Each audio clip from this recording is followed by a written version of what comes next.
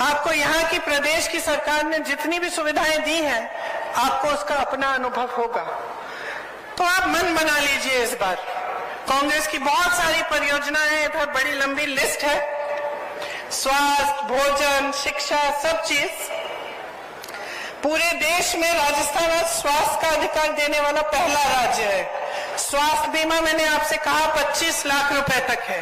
ग्रामीण क्षेत्रों के लिए 1000 इंदिरा रसोई चल रही है, जिसमें 8 रुपए में आपको भरपेट भोजन मिल रहा है। कहीं नहीं हो रहा है ये किसी प्रदेश में। Indira Gandhi gas cylinder subsidy योजना के तहत 500 रुपए का आपको गैस सिलेंडर मिलता है। इन्होंने 1200 तक इसका दाम कर दिया था, बढ़ा दिया था। अब चुनाव आ रहा है, उसको घटाने जा रहे हैं, वो भी अपने प्रदेशों में। तो आपको देखना चाहिए कि क्या हो रहा है आपके साथ। धोखा हो रहा है, खोखली बातें हो रही हैं। हमारी सरकार ने यहाँ 1 करोड़ से ऊपर उपभोक्ताओं का बिजली बिल शून्य बनाया है। आपको बिजली बिल शून्य की मिलती है। यहाँ आज मिनिमम इनकम गारंटी एक्ट लागू है। मिनिमम इनकम गारंटी का मतलब है कि जो भी नौकरी करता है, काम करता है, उसको इससे कम पैसे नहीं मिलने चाहिए, इसकी गारंटी है।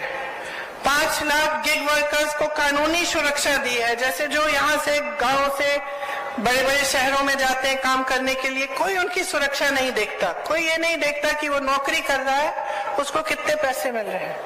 तो इसलिए उनके लिए खास ये योजना बनाई गई। 12वीं तक शिक्षा निःशुल्क हो गई है आपके प्रदेश में। 309 नए कॉलेज बने हैं, 9 नई सरकारी यूनिवर्सिटियां खोली हैं, 2500 महात्मा गांधी राजकीय स्कूल खोले हैं। हर जिले में अस्पताल और नर्सिंग होम है। सरकारी नौकरियों में ठेका प्रथा खत्म कर दिया गया है। 21 लाख किसानों को 14,000 करोड़ का कर्ज माफ किया है। हमने ये नहीं कहा कि पैसे नहीं है इसके लिए। अन्नपूर्णा फूड पैकेट के माध्यम से आपको गेहूं, दाल, चीनी, तेल, नमक और मसाले सब कुछ मिलता है।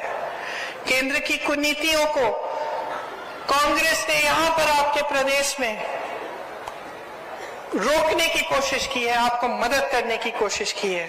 आप इनकी वजह से जूझ रहे हैं और हम आपको मदद करने के लिए, आपकी सहायता करने के लिए सब कुछ करने की कोशिश कर रहे हैं। हमारा कांग्रेस का जो लिफाफा है वो आपके लिए राहत और सहायता और सुरक्षा की पूंजी से भरा हुआ है। तो मैं तो कहती हूं इनका लाभ उठाइए, अपने भविष्य को मजबूत बनाइए। आपके सामने सब कुछ है। देखिए, मेरी दादी इंदिरा जी कहती थी कि सबसे ज्यादा विवेक पब्लिक में ही है। और जब कोई शक हो कि समझ में नहीं आ रहा है कि क्या करना है, कैसे करना है, पब्लिक के पास जाओ। जनता बताएगी तुम्हें कि तुम्हें क्या करना है और कैसे करना है। तो इस देश की सबसे बड़ी मजबूती जनता ही है। अफसोस इस बात की है कि आप इस बात को समझ नहीं रहे हो। जब आपका ध्यान कहीं और आकर्षित हो रहा है और भटकाया जा रहा है, आप भटक रहे हो। आप अपना ध्यान अर्जुन की आंख की तरह सटीक रखो। और कहां होना चाहिए ये ध्यान? अपने ऊपर, अपने बच्चों के भविष्य के ऊपर, अपनी खेती पे, अपने रोजगार पे। आपके लिए क्या हो रहा है, आपके लिए सरकार क्या कर रही है, किस तरह से ये सरकार आपको मजबूत बनाएगी, किस तरह से ये सरकार आपके बच्चों के भविष्य को बनाएगी, इस पर आपका ध्यान होना चाहिए और उससे हटना नहीं चाहिए। तो मैं एक ही चीज मांगने आई हूं, वोट मांगने नहीं आई हूं, मैं आपकी जागरूकता मांगने आई हूं। मैं ये मांगने आई हूं कि अब चुनाव का समय है, समझ लो ध्यान भटकाने वाला कौन है और काम करने वाला कौन है। आज जो भाजपा की परिस्थिति है आपके प्रदेश में, अपने लोगों को समेट नहीं पा रहे हैं, खुद एक नहीं हो पा रहे हैं। वो तो ये देख रहे कि उनके कौन से वरिष्ठ नेताओं को मार्गदर्शक मंडल में डालें, खुद देख रहे हैं ना। तो आपसे वोट किस आधार पर मांग रहे हैं? मोदी जी तो आकर कहते हैं कि मुझे वोट दो। भाई मोदी जी थोड़ी बनने जा रहे हैं आपके मुख्यमंत्री। वो तो प्रधानमंत्री है। तो बात समझिए, बिखरी हुई पार्टी जो आपके भविष्य को ध्यान में नहीं रख रही है, आपके पेंशन काट रही है, आपको रोजगार नहीं दे रही है, महंगाई बढ़ा रही है, और दूसरी तरफ एक पार्टी जिसके सारे नेता आपके लिए समर्पित हैं। नौजवान नेता सचिन पायलट, बुजुर्ग नेता जिनका अपार अनुभव है, जो दिन रात आपके लिए एक करते हैं, जिन्होंने देखा कि केंद्र की वजह से आप तड़प रहे हैं और एकदम आपके लिए ऐसी स्कीमें लाएं जिससे आपकी सहायता हो सकती है।